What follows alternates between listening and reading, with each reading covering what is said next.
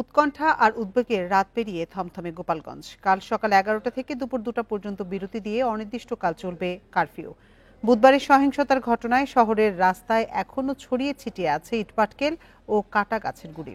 সড়কে যান চলাচল ও লোকজনের উপস্থিতি একেবারেই কম।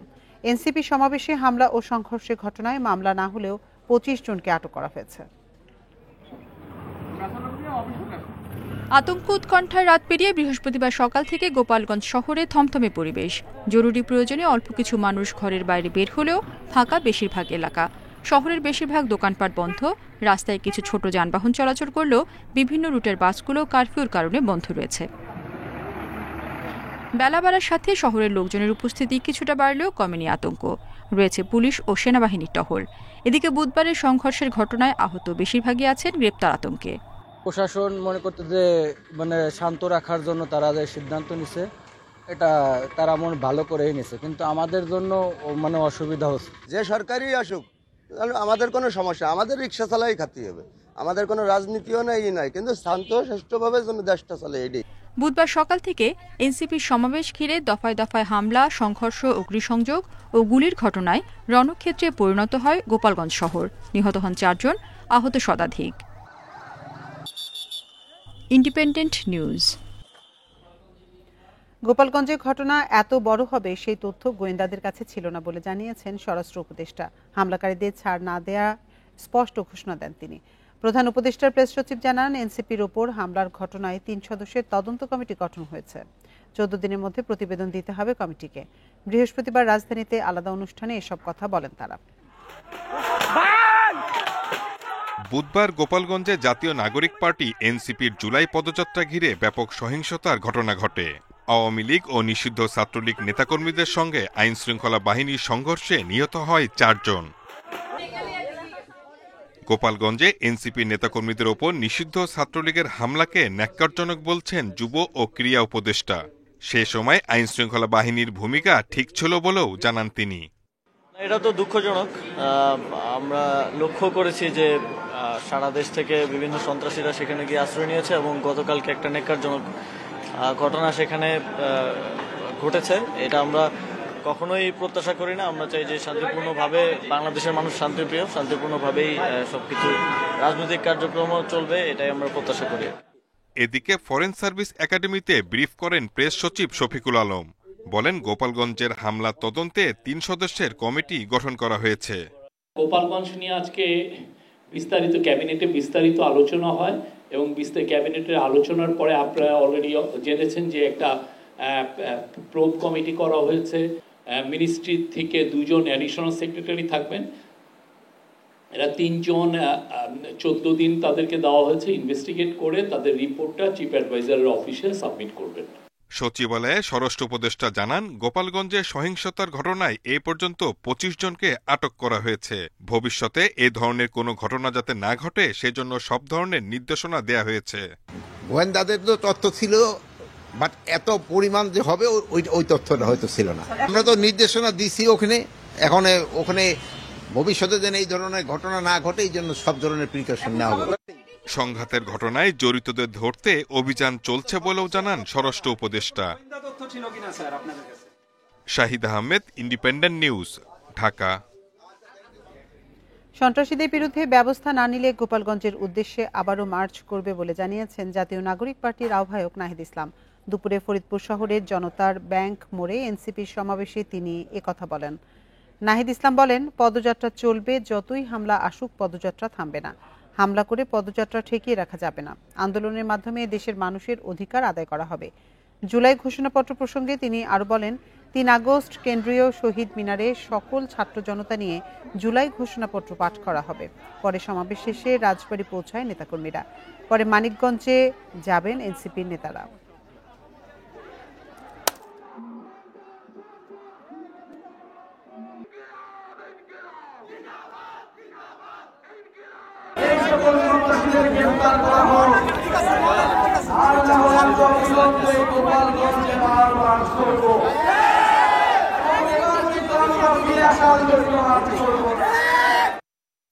গোপালগঞ্জে এনসিপির কর্মসূচিতে হামলার প্রতিবাদে বিভিন্ন স্থানে বিক্ষোভ করেছে যুবদল, জামায়াত সহ কয়েকটি সংগঠন।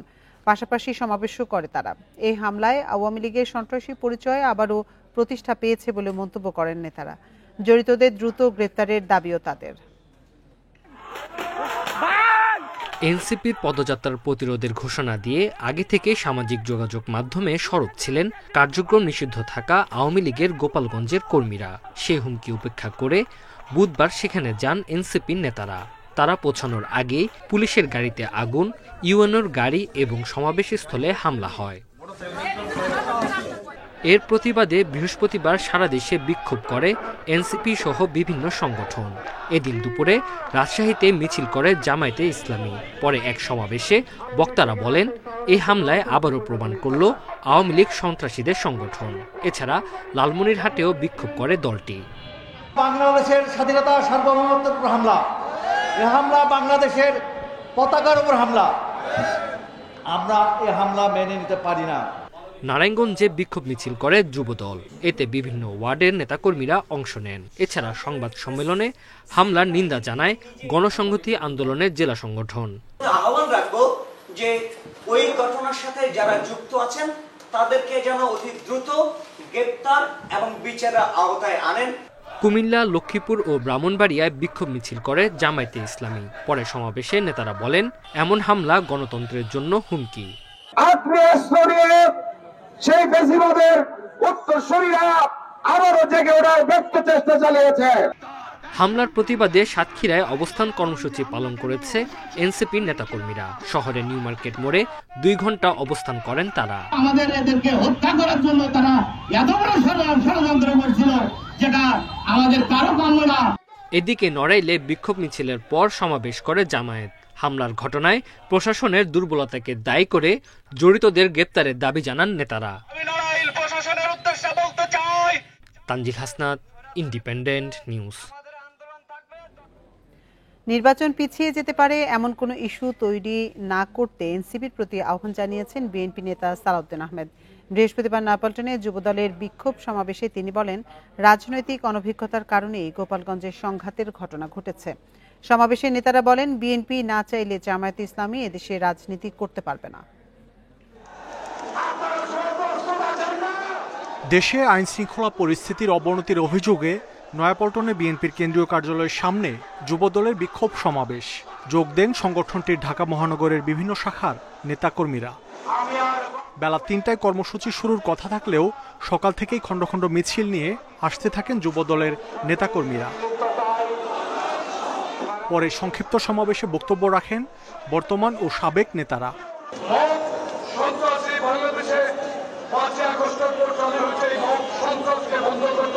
বিএনপি যদি মনে করে জামাত রাজাকার এই দল বাংলাদেশে রাজনীতি করতে পারবে না, তাহলে আপনারা রাজনীতি করতে পারবে না, এটাই বাস্তবতা। সমাবেশে বিএনপি নেতা সালাউদ্দিন আহমেদ বলেন, পরিকল্পিতভাবে নির্বাচন পেছানোর চক্রান্ত করছে একটি মহল। যেভাবে এনসিপির আমরা এই কর্মসূচির ধরন দেখছি, তাতে করে আমরা একটা মেসেজ পাচ্ছি যে কোনো না কোনো বাহানায় এমন কোনো অবস্থার সৃষ্টি করা যাতে করে বলতে পারে যে সরকার কোনো কিছু নিয়ন্ত্রণ করতে পারছে না, এই সরকার নির্বাচন কিভাবে দেবে। পরে নয়াপল্টনে কেন্দ্রীয় কার্যালয়ের সামনে থেকে শুরু হয় বিক্ষোভ মিছিল। প্ল্যাকার্ড, ব্যানার, ফেস্টুন নিয়ে মিছিলটি নাইটেঙ্গেল প্রেস ক্লাব হয়ে শাহবাগের দিকে অগ্রসর হয়। এ সময় স্লোগানে মুখর হয়ে ওঠে পুরো এলাকা। পরে শাহবাগে গিয়ে শেষ হয় বিক্ষোভ মিছিল। যুবদলের এই কর্মসূচিতেও নেতাদের বক্তব্যে উঠে আসে নির্বাচন প্রসঙ্গ। তারা বলছেন, ভোট হলেই দেশে ফিরে আসবে গণতন্ত্র, কেটে যাবে সব সংকট। তাই সব বাধা, ষড়যন্ত্র উপেক্ষা করে দ্রুত নির্বাচনের আয়োজন করতে অন্তর্বর্তী সরকারের প্রতি আহ্বান বিএনপি এবং যুবদল নেতাদের। মাহমুদ শরীফ, ইন্ডিপেন্ডেন্ট নিউজ, শাহবাগ, ঢাকা। সারা দেশে আইনশৃঙ্খলা পরিস্থিতির অবনতি ও ষড়যন্ত্রমূলকভাবে অস্থিতিশীল করার চেষ্টার প্রতিবাদে বিভিন্ন জায়গায় সমাবেশ ও বিক্ষোভ মিছিল করেছে যুবদল। দুপুরে বরিশাল নগরীর সদর রোডে বিএনপির দলীয় কার্যালয়ের সামনে সমাবেশ করে মহানগর যুবদল। পরে তারা নগরীতে বিক্ষোভ মিছিল বের করে। মিছিলে ৩০টি ওয়ার্ডে নেতাকর্মীরা অংশ নেন। চট্টগ্রামে সমাবেশ করেছে দলটি। সমাবেশ শেষে বিক্ষোভ মিছিল করে নেতাকর্মীরা। মানিকগঞ্জে বক্তারা চাঁদাবাজি এবং সন্ত্রাসী কর্মকাণ্ডে জড়িতদের বিরুদ্ধে কঠোর ব্যবস্থা নেওয়ার দাবি জানান। নাটোরে বেলা 11টার দিকে জেলা বিএনপির কার্যালয়ের সামনে থেকে বিক্ষোভ মিছিল বের করেন যুবদলের নেতাকর্মীরা। পরে সেখানে সমাবেশে বক্তারা সবাইকে ঐক্যবদ্ধ হয়ে ফ্যাসিস্টকে প্রতিহত করার আহ্বান জানান।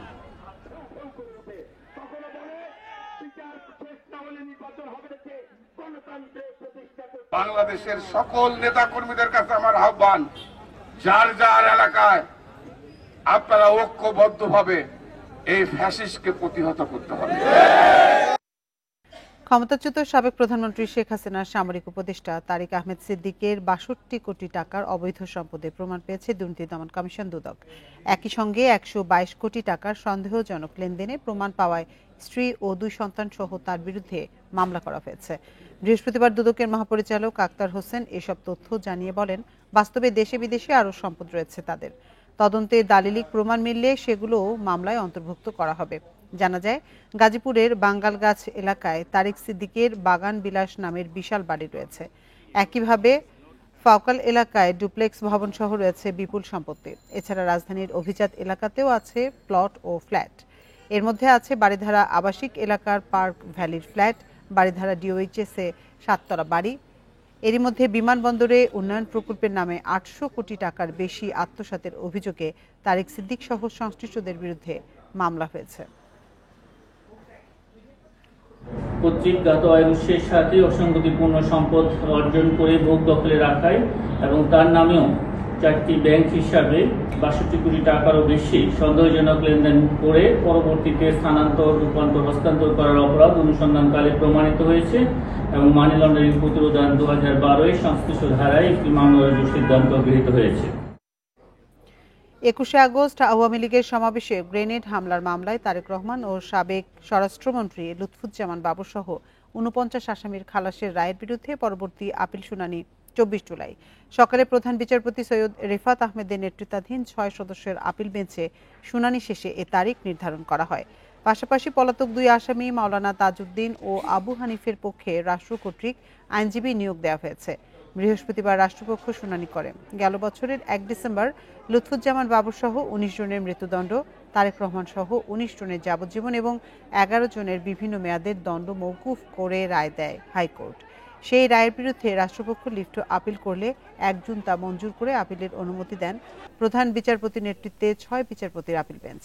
২০০৪ সালের ২১ আগস্ট বঙ্গবন্ধু এভিনিউতে আওয়ামী লীগের কার্যালয়ের সামনে সমাবেশে শেখ হাসিনা সহ নেতাকর্মীদের উপর হামলা হয়। এতে দলটির নেতাকর্মী সহ ২৪ জন নিহত হন, আহত হন কয়েকশো নেতাকর্মী।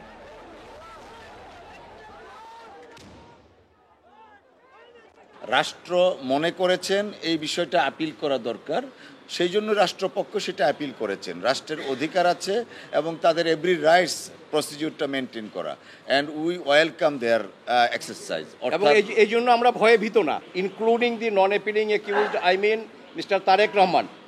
কারণ সাক্ষ্য প্রমাণে, কনফেশনে কোথাও তার নাম ওইভাবে আসে না যে তাকে সাজা দেওয়া যায়। কাজেই যে রায় হাইকোর্ট ডিভিশন দিয়েছে, এই রায়টা যাতে বহাল থাকে, অর্থাৎ রাষ্ট্র যে আপিল নিয়ে আসছে, এই আপিলটা যাতে নামঞ্জুর হয়, ডিসমিস হয়, এটাই থাকবে আমাদের প্রত্যাশা।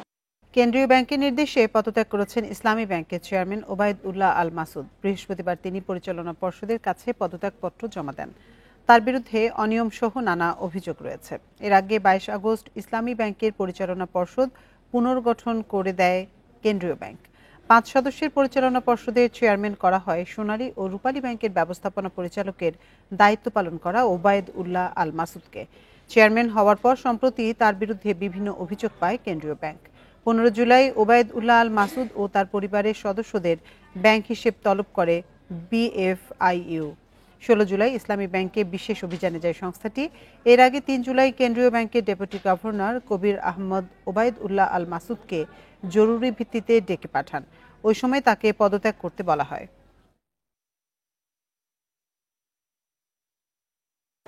ব্যক্তির বিরুদ্ধে কোনো আর্থিক অনিয়মের অভিযোগ ওঠে, তখনই সাধারণত BFIU এই ধরনের পদক্ষেপ গ্রহণ করে থাকেন। তার বর্তমান পদে, দ্যাট ইজ চেয়ারম্যান হিসেবে ইসলামী ব্যাংকের পরিচালনা পর্ষদের চেয়ারম্যান থাকার, কন্টিনিউ করার নৈতিক যোগ্যতা তার নেই বলে ওনার নিজের কাছেই মনে হয়েছে। এই কারণেই উনি ব্যক্তিগত কারণে তার পদত্যাগপত্র বাংলাদেশ ব্যাংকের কাছে পেশ করেছেন।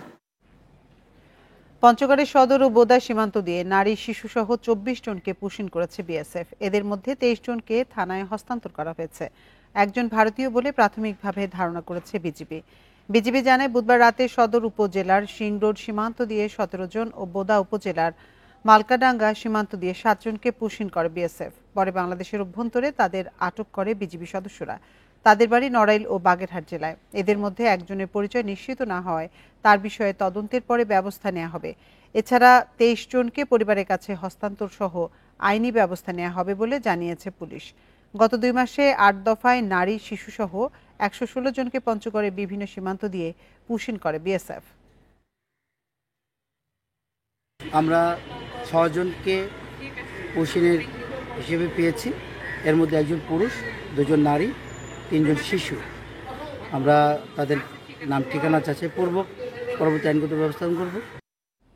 এবছর বর্ষা মৌসুমে গত কয়েক বছরের তুলনায় বৃষ্টি বেশি হতে পারে। আবহাওয়া অধিদপ্তর বলছে 28 জুন থেকে এখন পর্যন্ত সবচেয়ে বেশি বৃষ্টি হয়েছে চট্টগ্রাম ও বরিশাল বিভাগে। মধ্য জুলাই পর্যন্ত এই 2 বিভাগে কয়েক হাজার মিলিমিটার বৃষ্টি হয়। বছর জুড়ে বায়ু দূষণ তীব্র হলেও বর্ষায় রাজধানী সহ সারা দেশে বাতাস বেশ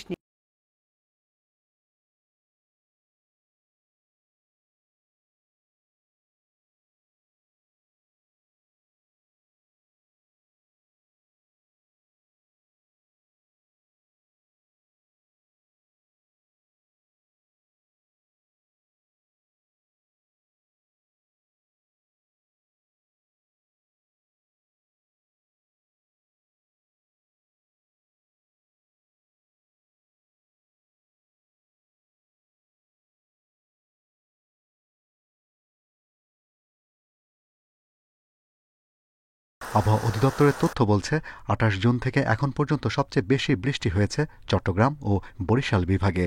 মধ্য জুলাই পর্যন্ত এই 2 বিভাগে কয়েক হাজার মিলিমিটার বৃষ্টি হয়। আবহাওয়া অধিদপ্তর বলছে বর্ষা মৌসুমে সাগরে নিম্নচাপের প্রভাব বেশি থাকলে বৃষ্টির মাত্রাও বেড়ে যায়। জলীয়বাষ্প সমৃদ্ধ বাতাস দক্ষিণ পশ্চিম দিক থেকে চট্টগ্রামে প্রবেশ করে, পাহাড়ের সাথে বাধাপ্রাপ্ত হয়। তার একটু সম্মুখ সাইডে যে বৃষ্টিপাত সংঘটিত হয় তাকে আমরা শৈলোৎক্ষেপ বৃষ্টিপাত বলি এবং ইংরেজিতে একে আমরা অরোগ্রাফিক রেইনফল বলি। বাংলাদেশে 2টি জায়গায় এই ধরনের বৃষ্টিপাত সংঘটিত হয়, সিলেট বিভাগেও হয় এবং আমার চট্টগ্রাম বিভাগেও এই শৈলোৎক্ষেপ বৃষ্টিপাত সংঘটিত হয়। বছর জুড়ে বায়ু দূষণ তীব্র হলেও বর্ষায় বাতাস থাকে বেশ শুদ্ধ। বৃষ্টিপাত যখন হয় তখন ধুলাবালিগুলো খুব দ্রুত সেটেল ডাউন করে যায়। সরাসরি বৃষ্টিপাত হয়ে যায় তখন গ্যাসিয়াস পলিউটেন্টগুলো ডাইলুটের সাথে সাথে পার্টিকুলেটগুলো বৃষ্টির পানির সাথে নিচে সেটেল ডাউন করে এবং বৃষ্টির পরবর্তীতে আমরা খুবই নির্মল একটি আবহাওয়া বা বাতাস আমরা উপভোগ করতে পারি। আবহাওয়া অধিদপ্তর বলছে এবছর বর্ষা মৌসুমে কয়েক বছরের তুলনায় গড় বৃষ্টি বেশি হতে পারে। Shahriar Anirban, Independent News, Dhaka. আর এই ছিল সংবাদ সন্ধ্যার আজকের আয়োজনে। ইন্ডিপেন্ডেন্ট টেলিভিশনের সব খবরে বিস্তারিত জানতে চোখ রাখুন ফেসবুক, ইউটিউব এবং এক্সে। এতক্ষণ সাথে থাকার জন্য ধন্যবাদ সবাইকে।